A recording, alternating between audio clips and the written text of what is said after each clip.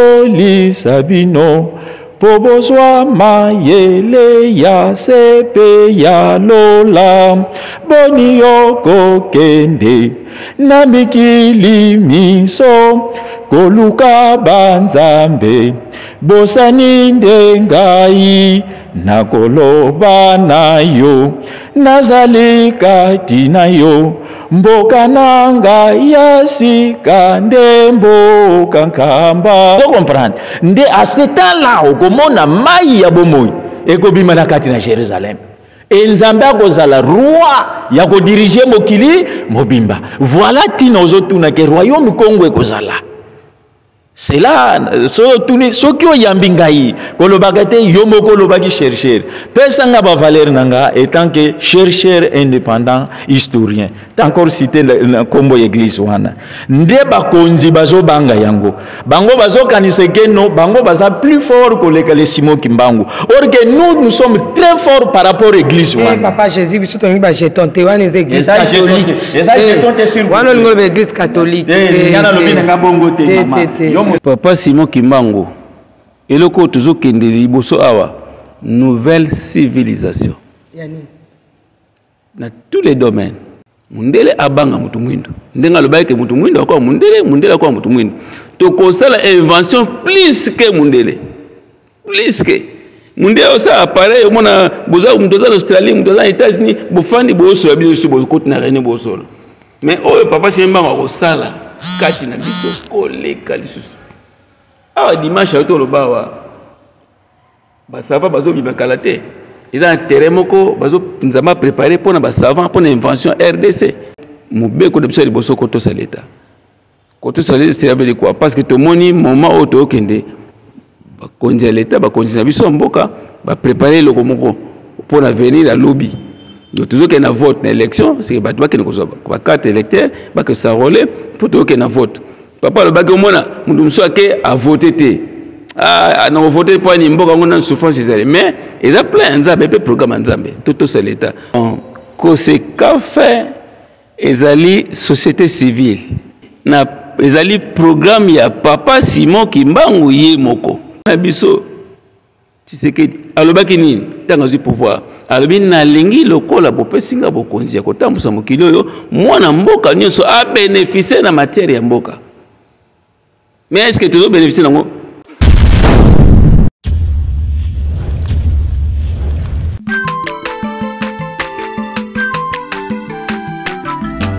Azamwana motote boa kosangai abongwa ni pete boa wangata Nzambe ya le Nazarien le Nazarien le Nazarien le Nazarien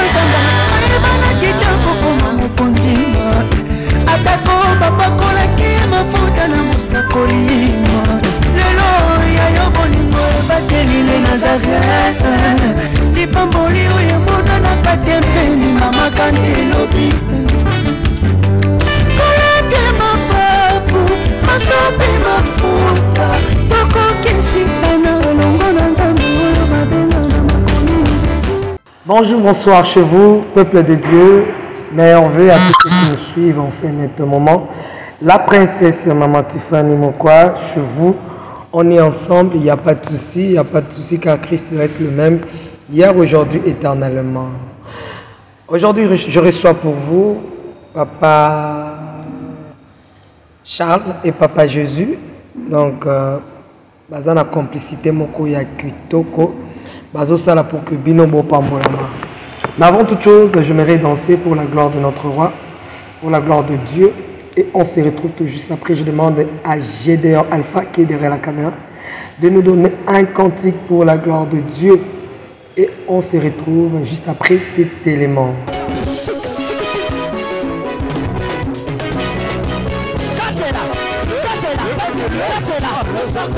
Allez, Papa.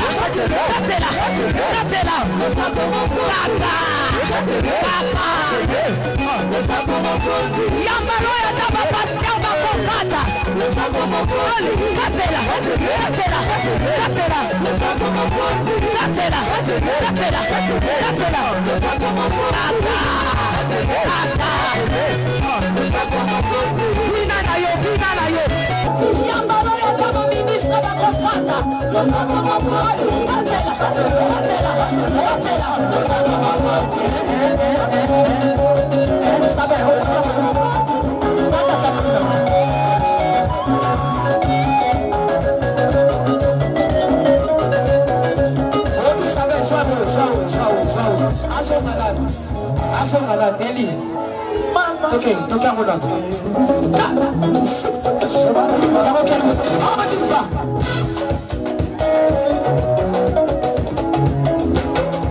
Soca acima, soca acima.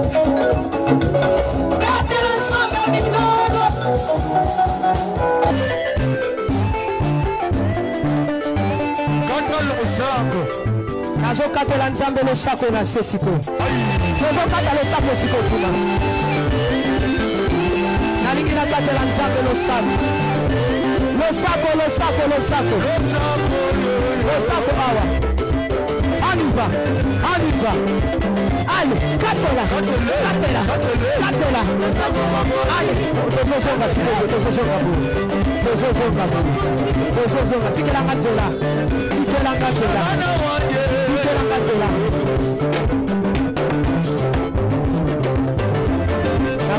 S'il vous plaît,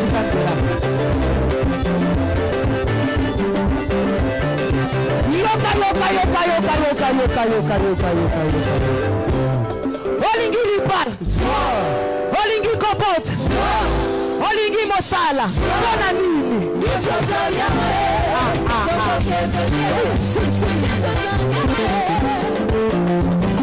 Libota oyo naponi yango pwete nasosoli sabokonzi bwangai ose natindi mosusu asosoli sabino pobozwa mayele ya sepe ya lola boni yoko kende na mikili miso koluka banzambe bosani ndengai nakoloba nayo nazali kati nayo mboka nanga yasika nde mboka nkamba soki ososoli ngai nakopambola yo nkembo nanga yasika nakopesa yo boni yoko kende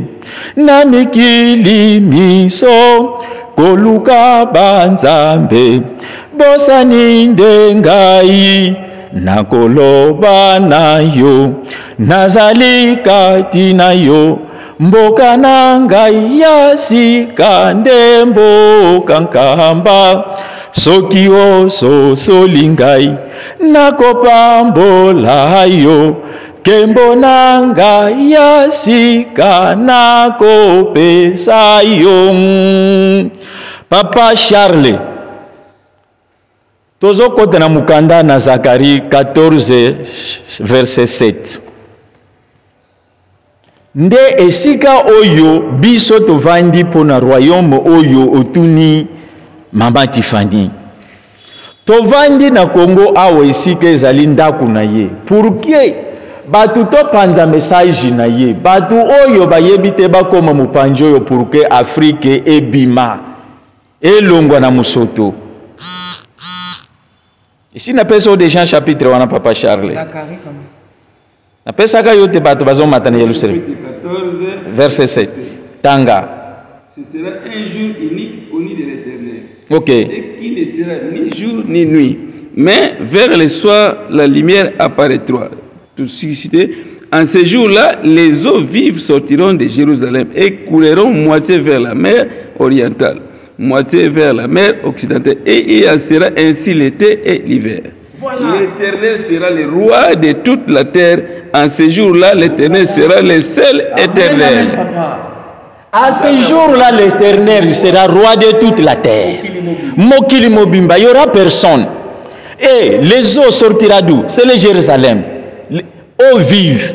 Donc bon moyi maya bon moyi ekobima et mabota oyo na kopesa chapitre mususu marqué on n'a pas préparé au moins mama Tifania ça a inspiré soki boya wa bandi ko melisa bino pe maba obino bokangisa ki mususu ye akota ka penzambe na inspira ka bandenge mususu sikoyo yo tata nzambe kita po inspiré po mama Tifania comme inspiré ozo comprendre nde à ce temps là okomona mai ya bomoyi ekobima na kati na Jérusalem.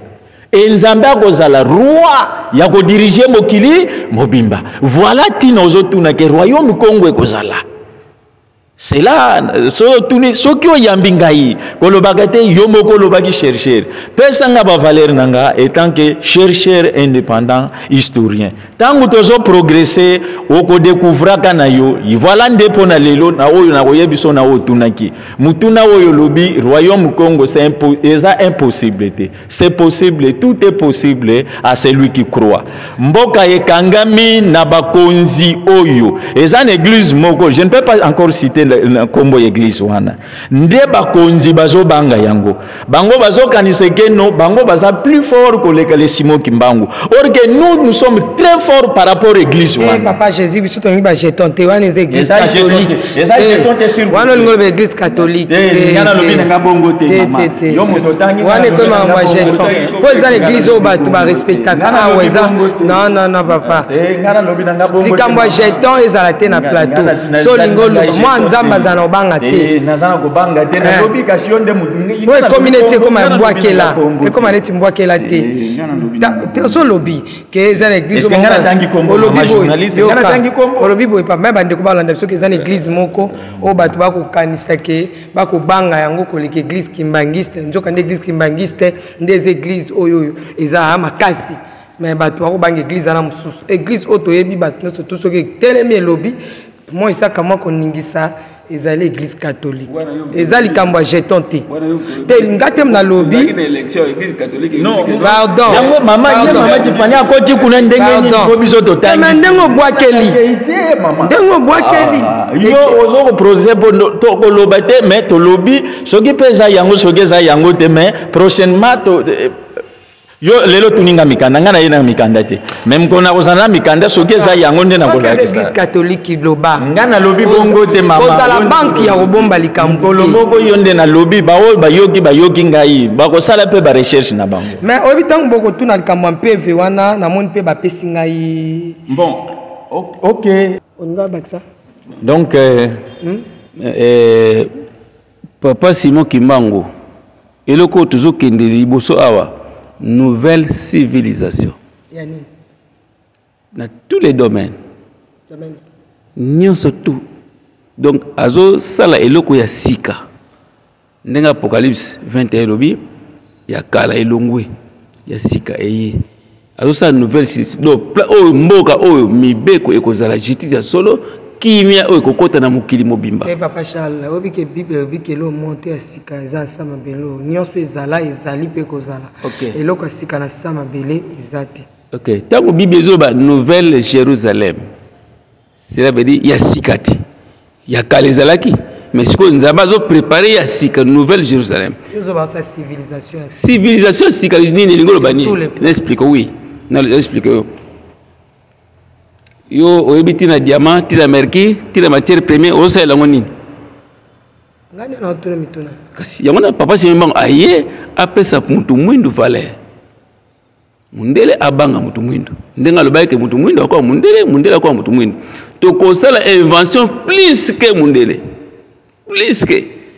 osa appareil omona boza mutoza na Australie mutoza na États-Unis bofandi bosola biso bokoti na rene bosola mais oyo papa Simon akosala kati na biso koleka lisusu awa dimanche ayo tolobawa basava bazobima kala te eza na terrain moko nzamba préparé mpona basavant mpona invention RDC ya terrible papa alobi dimanche awa faut tobana invention vous avez la kilt juste nazaki na kilt qu'est-ce que vous avez retenu na maloba papa maloba liboso ya papa alobaki église Kimbangu se mobeko de biso liboso kotosa leta c'est avec quoi parce que tout le monde moment où tu kende bakonzi l'état bakonzi na biso mboka ba préparer le komoko pour venir à lobby donc toujours qu'il y a un vote dans l'élection c'est que tu vas carte électeur que ça relève pour toujours qu'il y a un vote papa le bac au moins nous sommes à voter ah non voter pour une mboka on a souffrance mais ils ont plein nzambe pe programme nzambe tout c'est l'état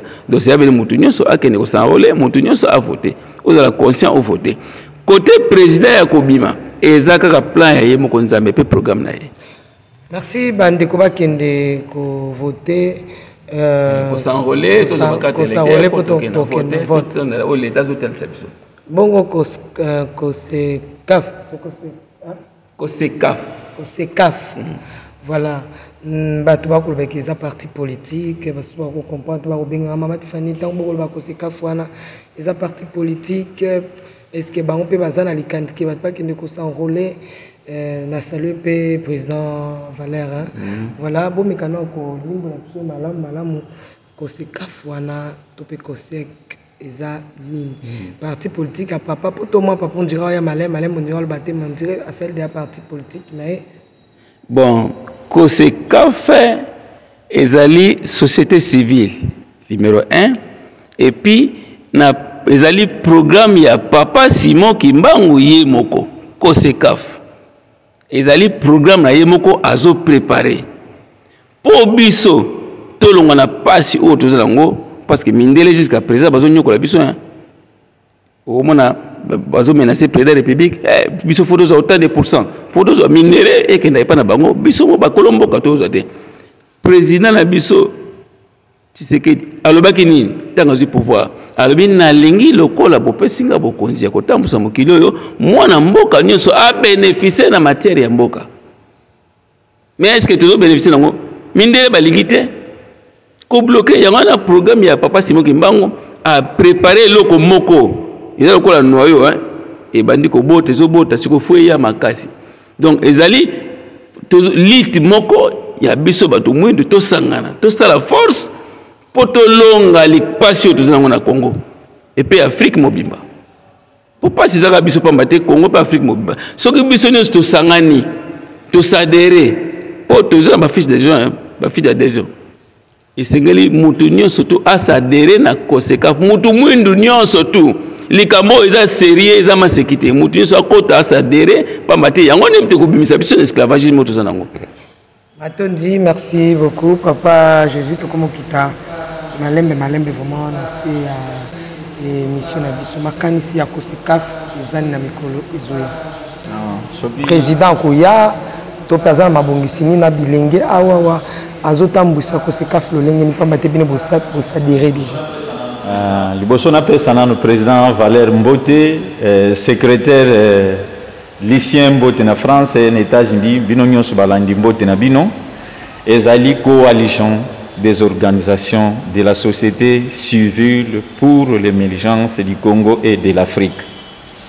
C'est-à-dire parti politique mokote ekoki kosalama na RDC awa ekendo kombre Afrique mobimba po bazana président na bango bazana makambo zolobela kuna soki kokende na Tchad mais tozwi Tchad Nigeria eza pour toute l'Afrique donc eza coalition des organisations de la société civile pour l'émergence du Congo et de l'Afrique. Biso yiki tozo kutia miso na organisation wana na mbeba oyo eye na kati na mboka. Makambu mingi tozo tala yango wana. Mbeba eza na mboka eye de 1 numéro 1 et baby à partir na bayike ba kotambwisaka mboka. Na lolenge ya lokuta pasi eye nanu liboso esengelaki babandana ko reconnaître papa Simon Kimbangu pour monde ezala libérer Afrique ezala libérer bakena fo histoire voilà l'autre héros national bon monument esalami bazokanisa même misolote même ko vanda te siko yango esalami pona kolamusa bayimboka na lokuta vérité ekoma na place bana mboka bayeba keno oyo bapesa kabiso seno histoire eza lukuta histoire ya vrai yango ekwe na plateau ba vérité ezali soki bakotuna biso ba document puisque tozana ba document soki bakotuna biso date tozana ba date nde lolenge wana tozolamusaka bana mboka na vérité nde yango wana organisation wana esalami. Est-ce que président Koya président akoya biso nde bato tosala kobenga ye soki nga nabengi ye président yaka aye soki nalobi président yaka kokutana mama Tiffany lelo président akoya ndenge nazolo président azoyoka président akoya na ye na Kisasa aza wana posi nga nakobenga yako ya kokutana na ye soki na bimisi bo nalobi président mama Tiffany alingi amona yo papa Seki mama Tiffany alingi amona yo akoya kokutani na ye eza ndenge ozomona Papa Seki aza en France. Merci beaucoup. Nde awa totie vraiment moi virgule mais na mikolo koya tozana président tozape na secrétaire. Senge evangelisation tokende koniata kuna tokende batia ba moyen tokende. Omoni mama Tiffany ndenge tozaboye toza prêt pour na likambo ya papa Simon Kimbangu. Kotambola monde entier. Koloba vérité batu balongola ignorance. Toza prêt maman, toza prêt. Merci. Prochainement na plateau tangu na koyawa okomona nkanda laisser passer pour toute l'Afrique. Merci beaucoup. Yango kala mingi te. Na ozela yango ya passer. Le président sabenga biso to code évangile. Le gouverneur abenga biso maso benga. Papa Jésus.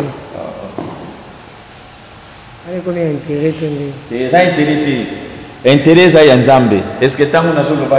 Comment papa Charles Senga ne président te ambaye to nie ka Bible na ka défendre ka papa. Mais ka Bible. Mais comment dinga rotika papa Simon babe ya mona président. Bongo nde ma. Bongo nde za bien te.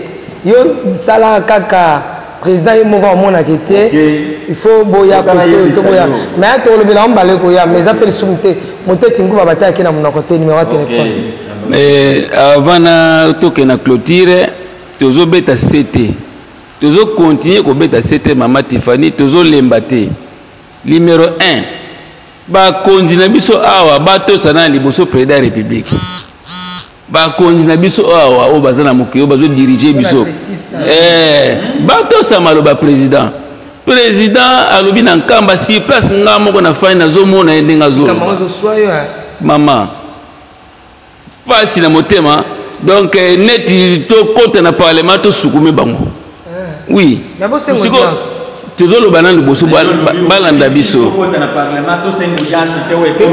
oyo komo senga wana eza kosenga moko avec lobelaka bana oza mama lobake no likambo po esila bato oyo baza na intérêt même yo oza na kati wana intérêt eza ya misolo te eza mituka te likambo oyo ezwa nzela omweke obandi opesa maloba na lobi te papa Jésus oui nalobi oza na intérêt pour que komba papa Simon Kimbangu ekeli boso yo comme intérêt ya mituka non intérêt ya bongo te nga o nazo senga omoni likambo yo so apesa mbongo boya mama est-ce que mbongo d'ailleurs balagisa kango te ke no bapesi mutu ezalaka public eza na marché oyo bazo pesela bato mbongo c'est tu as fini au moins mikezo mikeo le 16 avril yoka baiso pa jipa ngwana papa Jésus le 6 avril tika makambo wana le 6 avril kolobela ngo tebeta masomo ya papa Simon Kimbangu yo changer maloba te na kokota na mission moko boye na koyebisa yo un certain doyen Luntali Landarasan Fotango a komaki na Atlante. Papa yebisi yo, omoni ba étiquette wana balata ba église kimbangiste. Te, nozo peso réponse yango. Report komi na suka mama, oza pona biso oza pressé pona ni biso kutozo transport. Un certain Levier Lou, le grand prieur de l'église kimbangiste, secrétaire général Levier Luntali Landarasan Fotango. Tango ake kolanda ba photo na Atlante, papa yebisa ki yo nyoso ba opesa yo kozwa te kende kaka na morali ya enseignement bakobimisele yo anini alobi mais anglais ndenge alobi o tangu kako kokoma kuna anglais kobeta manango très fort tangu akei na Atlanta kuna zoba photo nyonso nde omona kazunganisa o papa Simon Kimbangu boye yebaka tangu wana bato bazaka ba professionnel na film ezalaki ba Atlanta donc alanda yango kuna mais azongaki na eloko te est-ce que vina yebebaki 089 32 25 771 Maman Tiffany, au Katinga ici, s'il vous plaît, pardon. Au Katinga Maloba. Maloba, na sisa qui n'a noté. Nazana na méchant makasi. Président de la République, président Nabis. Nani? Azak inspiré au monde à Kotiboy, à Kotiboy. Je suis au bisotang tokendo, au monde de Tokisa Gibino. Ngana komi ko yasuna mswara awete papa Charles. Urwa bato au monde mama twangi na Tokisa Gibino. Oya suna muswari te atami toketangi po ye azalaka inspiré na marque na ye loba no papa Charles nga to shirisaki balobi apelisaka biso moto azotokisa biso papa Simon Kimbangu ya komona bolimbisanga naloba esu likambo te tikaka papa qui est Charles pesa numéro to 4 émission pour likambo papa Jésus alobi atubinga likonga la motema pesa ka numéro pardon papa Charles na yamba bino la bogoto oyo eutu osama papa Jésus atubinga mbeli na motema pesa ka numéro na lingina kende na esengo moko boye soki na bimisi maloba wana soki na bimisi ngo te no ke na ba regreti na ndako peut-être na ko peta likambo premier za boyenyi ba konzi na biso nyonso à l'état biso na église qui mangi mobe kwa liboso dimanche balo to ça l'état c'est avec tout ça l'état c'est avec na biso banso bible bilinga na romain to ça ba konzi nyonso ba donc c'est veut dire président parlement faut to se président république président sénat faut to se président république oya lobby président lobby na lombango nyonso lokola bango deux chambres bazali awa pasala ngo na lombango mais jusqu'à présent pourquoi ils ont freiné c'est que bazo to se président république yango na biso peuple tozo loba boy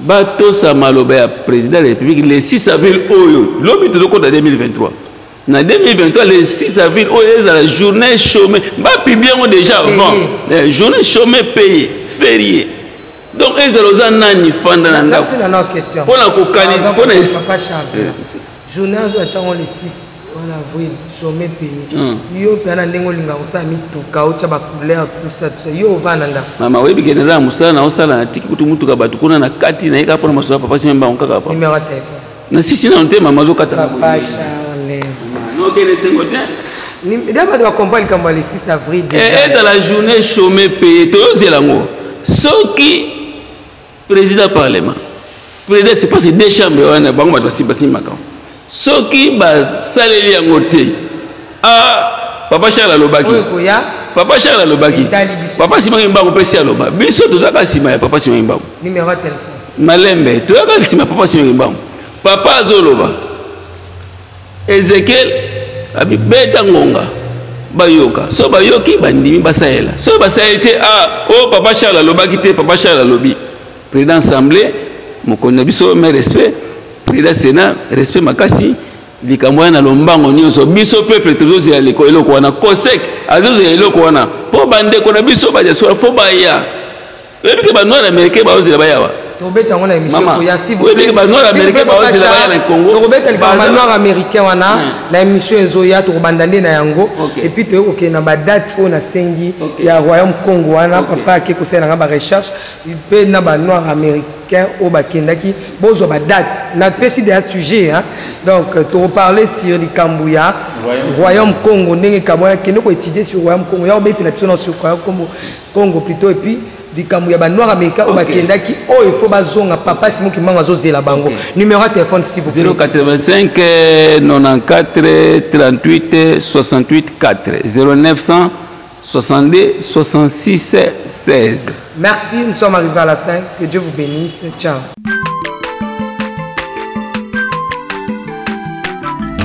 Azamwana motote boa kosangai abongwani pete boa wangata nzambe alona samia